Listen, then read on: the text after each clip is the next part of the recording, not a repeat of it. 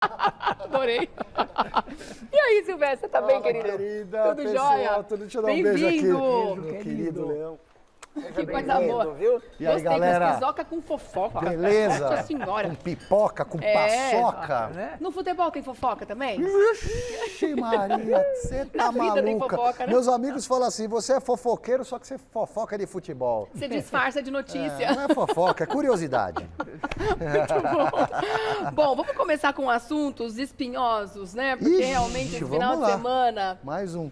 Corinthians e São Paulo, muitas polêmicas ali envolvidas também, né? Que situação triste, né? Você Enfim. está falando de arbitragem, você está falando da questão tática teve várias ou da coisas. questão da torcida do Corinthians chamar os São Sei que Paulinos os de São bicha? Paulinos não gostaram da arbitragem, já estou sabendo disso também, mas daquela situação triste também. Da dentro do homofobia, estádio, da né? homofobia. É Gente, porque é uma que musiquinha coisa. tradicional, tá? Que a torcida do Corinthians canta quando joga contra o São Paulo.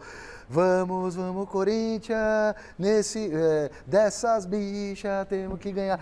E hoje em dia não pode mais, né, gente? Não pode, tá fora de moda, tá errado, é crime, vale para o racismo, vale para outros tipos de preconceitos e o Corinthians pode ser punido por isso. Eu acho difícil que seja punido na questão de pontos, porque o código esportivo determina uma punição até de perda de pontos. Agora, é mais provável que o Corinthians tenha uma punição financeira que pode chegar a R$100 mil, de acordo com a lei, o que, convenhamos, é dinheiro de pinga para um time de futebol. Com certeza. Agora, a dúvida que eu tenho, nesses clássicos, a plateia é sempre só de um time. Em São Paulo, torcida única. Então, na Arena ontem, eram só torcedores do Corinthians. 41 mil torcedores Graças do a Deus, porque Corinthians. se tivesse essa ofensa e tivesse São Paulino junto, seria, né? Aí o grito é para humilhar o adversário, os jogadores dentro de campo. O jogo foi paralisado, o juiz pediu, o telão mostrou, não pode, é crime e tal, não sei o quê. Vamos aguardar agora as autoridades esportivas, né, a CBF, o STJD, definir se vai haver ou não alguma punição ao Corinthians. Tá certo. E aí teve também o resultado de 1-1. O que você achou disso? Os São Paulinos estão chateados porque foi uma grande oportunidade de São Paulo quebrar o tabu lá na Arena do Corinthians. O São Paulo já jogou, são 10 anos de confrontos de majestosos, que é o nome do clássico, né? São Paulo e Corinthians, lá em Itaquera, na Neoquímica agora. O São Paulo, com esse empate de ontem, conseguiu 7 empates ao todo, nunca ganhou e perdeu 10 vezes.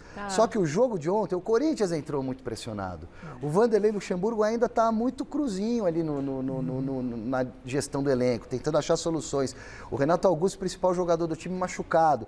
A torcida pressionando, deu uma trégua. Aliás, o pessoal anda dizendo que o Corinthians é o Renato Augusto, sem ele, né? Ele realmente é meio time, ele é a cabeça pensante da equipe, né? O jogador tecnicamente melhor, mais inteligente. E o Corinthians, com o empate de ontem, que acabou sendo um bom resultado para ele, Corinthians, porque o São Paulo jogou melhor, e em tese, para muita gente, o São Paulo foi prejudicado pela arbitragem, o Corinthians está na zona do rebaixamento agora, gente. O São Paulo estava ganhando e aí no O São Paulo abriu o dramática placar. a O Corinthians situação. começou melhor o clássico. O Corinthians começou em cima, com o apoio da torcida e tal. O São Paulo segurou bem a bronca, abriu o placar, controlou o jogo. Poderia ter feito o segundo gol com o Caleri, que fez o gol, mas o juiz deu falta de ataque numa subida de cabeça, lance discutível. No finzinho do primeiro tempo, o juiz dá um pênalti polêmico para o Corinthians. Para mim, não foi lance normal. Os dois jogadores, tanto do São Paulo, o Rafinha quanto o Wesley, estavam brigando pelo espaço, mas o Rafinha foi um pouco mais assintoso. Enfim, é um lance muito discutível, gente, é interpretativo. No meu jogo de futebol não é falta. Eu gosto do jogo mais raiz, jogo, sabe, assim, mais pegado. Mas enfim, aí o Corinthians consegue o empate, segundo tempo o São Paulo volta melhor de novo, mas não tem capacidade técnica e faltou um pouco de coragem também para o São Paulo. Se fosse um pouco mais corajoso, martelasse um pouquinho mais, talvez conseguisse vencer pela primeira vez lá na casa do Coringão. Então o Corinthians vive um drama no brasileiro nesse momento. Sim, está na zona do rebaixamento. Está muito no começo. Eu não acredito que o Corinthians vai brigar para não cair. São 38 rodadas, o campeonato vai até dezembro, tem muita água para rolar debaixo da ponte. O Luxemburgo ainda vai receber o Renato Augusto de volta, vai encontrar soluções, mas a pressão é forte no Parque São Jorge, sem dúvida. Você acha que tem condições de crescer agora? Eu acho que sim. Acho que o Corinthians briga por Você acha que não tem o perigo dele sair antes de Leão, perigo sempre tem, né? O futebol, time grande, quando começa a oscilar e vai para a zona do rebaixamento, tem muita pressão e às vezes não consegue sair, né? Fica afogado, atolado ali. Mas como é começo ainda, o Corinthians tem uma torcida muito forte, fator casa, o Luxemburgo está chegando, eu acho que o Corinthians vai conseguir reagir e brigar por Sul-Americana, talvez até por vaga na Libertadores, que era a minha previsão inicial da meta do Corinthians no Campeonato Brasileiro. O São Paulo no meio da tabela, algo parecido, vive um momento melhor do que o Corinthians, o Dorival fechou a casinha, o time está bem na defesa, precisa melhorar do meio para frente. Acho que o São Paulo também briga. O São Paulo está melhor que o Corinthians hoje, mas a meta é meio que parecida, na minha visão. E o meu time vacilou, foi isso? Também teve empate, Quer ganhar, quer ganhar todas. Você acha? Eu sou parmeiro, não Aí fica naquele, mas Olha o empatou, Pascoal lá. péssimo resultado, quem só ganha. Pascoal, nosso câmera aqui corintiano doente, hein, Pascoal? Você tá com uma inveja É do nóis, né, português, Pascoal? né? Do Parmeira. Mas vai fazer o quê, gente? O Palmeiras sempre se enrosca com o Bragantino, é histórico, né? Desde o Bragantino lá dos anos 90, campeão caipira, com o Luxemburgo de técnico, até mais recentemente o Bragantino já, o clube empresa, com o Red Bull. O Bragantino não vive um grande momento, mas é um time ajustado e contra o Palmeiras sempre engrossa. O Palmeiras acabou empatando em casa no sábado, um resultado que não é legal, porque o Palmeiras poderia ter assumido de vez a ponta do Campeonato Brasileiro, mas o Botafogo também tropeçou no domingo, né? Continua líder, mas estão coladinhos ali. É o Botafogo em primeiro, o Palmeiras um ponto atrás, os líderes do Campeonato Brasileiro. Você acha que quem vai ganhar esse campeonato? O Palmeiras para mim é o favorito. Porque é um campeonato, gente, ó, mata-mata, que nem Libertadores, Copa do Brasil, esses campeonatos que são jogos eliminatórios, ou seja, você tem o Palmeiras vai jogar, por exemplo, Copa do Brasil agora quarta-feira, Fortaleza, jogo de ida, depois tem o jogo de volta na casa do Fortaleza. Quem obter o melhor resultado dos dois jogos, avança. Quem perder, fica. Aí entra muito o fator imponderável, né? Um dia ruim do time, isso um erro pode de arbitragem. Surpreender, né? Agora pontos corridos. No campeonato, pontos corridos. Agora, 38 fica jogos, bem o Palmeiras está muito bem, o Palmeiras está confortável. muito sólido, tem elenco, a questão física. Agora, o grande brilho desse final de semana, me pareceu, foi o Santos, né? Por causa do menino que... Né? Mais um menino da Vila surgindo aí, né? O Santos sempre revelando. Tomara que esse menino Washington, que fez o gol da vitória do Santos contra o Vasco, no Rio de Janeiro.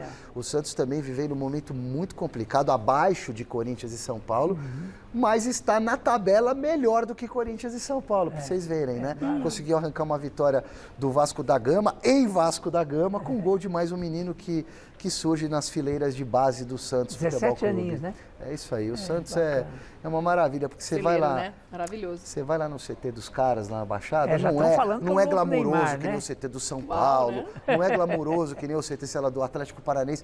São 3 campinhos na entrada de Santos. 3 campinhos mais ou menos.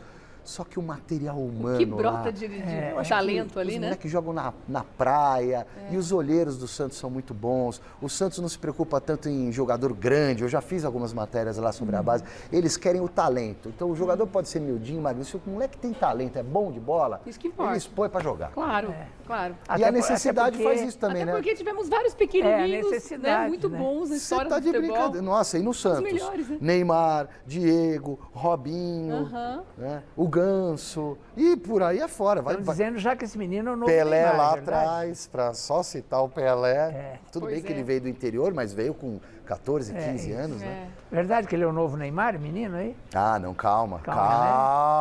Mais bonitinho ele é. Não, tudo bem, é geração TikTok, vamos ficar por aí, vai. Então vai. Novo Neymar, vamos E se esperar for que seja só com a bola no pé, né? Não o restante, né? E para o Santos é bom porque eles não têm uma empresa por trás, né? Não. É um time que... O Santos tem menos recursos, o Santos tem menos bilheteria, porque o estádio é menor, tem menos dinheiro da televisão, tem menos recursos, né? Tem menos o patrocínio do Santos é um pouco menor, tem menos exposição. Então o Santos ele consegue girar melhor a base por necessidade e até por essas dificuldades históricas. Você vê que teve muita gente que roubou o Santos ao longo da história, né? Secular do Santos. Mas o Santos eu coloco num patamar incrível, porque ele consegue duelar no século, digamos assim, com Corinthians, Palmeiras e São Paulo, que tem torcidas maiores e muito mais exposição e patrocínios. E ele consegue estar ali, ó, brigando e superando, inclusive, ao longo dos tempos. Muita garra, né? E essa semana, quais são os destaques? Eu acho que é uma quarta-feira de jogos importantes de Copa do Brasil, porque a gente vai ter os 4 grandes aqui de São Paulo jogando Copa do Brasil, jogos de ida das oitavas de final, que é o campeonato de mata-mata. Então, você tem o Corinthians vai jogar contra o Atlético Mineiro em Minas. O São Paulo contra... Tudo na quarta. O São Paulo contra o Sport, que é um time forte lá no Nordeste, na Ilha do Retiro, no Recife. O bicho vai pegar pro São Paulo lá. O Palmeiras em casa, o Fortaleza, que é um time que está indo muito bem nos últimos anos, um time que tem uma gestão muito legal e que pode complicar para o Palmeiras. O jogo é aqui. E o Santos, de cabeça agora, Bahia. O Santos vai jogar contra o Bahia também fora. Então, uma rodada cheia de Copa do Brasil, com os 4 grandes, 2 em casa, 2 fora, jogos de mata-mata que vão movimentar bastante a emoção do torcedor. Tá certo. Maravilha. E claro que na segunda-feira a gente volta a conversar sobre isso Tá aqui bom. no programa. Se for eu, estarei aqui com o maior prazer. Um beijo. A gente Obrigado, adora quando você querido. vem, querido. Obrigado, e claro que gente. todos os dias às 6 da tarde, Gazeta Esportiva, para você acompanhar também o que isso aí. acontece no mundo, não só da bola, mas dos esportes. Obrigada, meu amor. Tchau. Linda semana para você, viu? Fica com Obrigado, Deus. querido. Um bom programa. Beijo na sua Vamos equipe já toda, a puxar o equipe dedo. fantástica querido. de esporte aqui da nossa TV Gazeta.